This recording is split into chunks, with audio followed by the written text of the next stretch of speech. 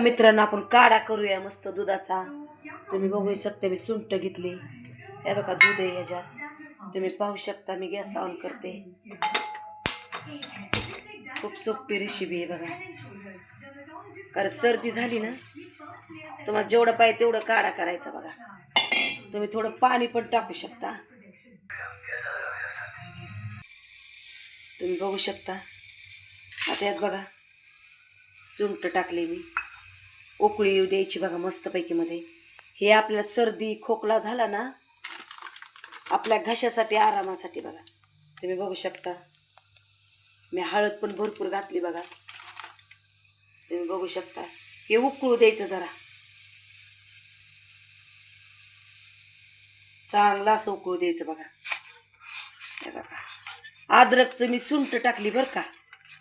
तुम्ही बघू शकता. हे खरं व आपल्या शरीरासाठी चांगलं आहे बरं का.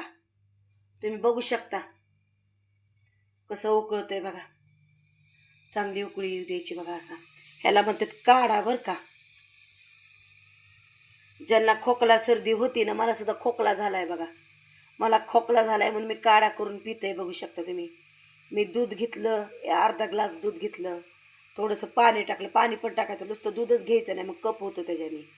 हे आपल्या शरीरासाठी चांगलं, आपला खोकला थांबण्यासाठी हे चांगलं आहे बघा. तुम्ही करू शकता. कसं उकळतंय बघा.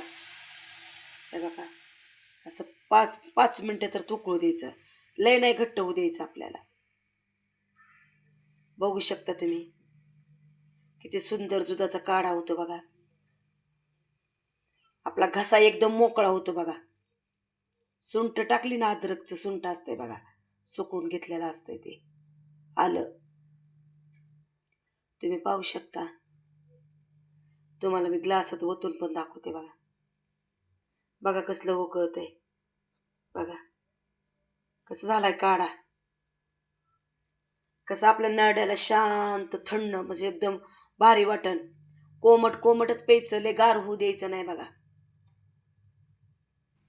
मी असा गॅस बंद करते बघा.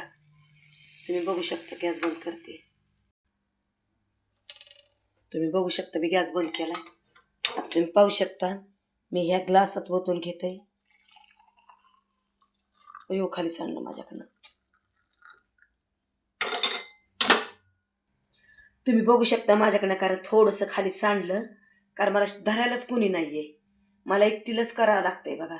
तुम्ही पाहू शकता किती सुंदर काढा झालाय बघा दुधाचा. हळद सुंठ सगळं टाकली. तुम्ही पाहिलं मी कसं करताना. थोडंसं माझं सांडलं, त्याच्याकडे लक्ष देऊ नका तुम्ही. पण ह्या रेसिपी तुम्ही ह्या काढ्याकडे लक्ष द्या प्रभू. काय तुम्हाला माझा काढा आवडला असा तुम्ही माझ्या चॅनलला शेअर करा, लाईक करा. थँक्यू. धन्यवाद. येशूला आमेन.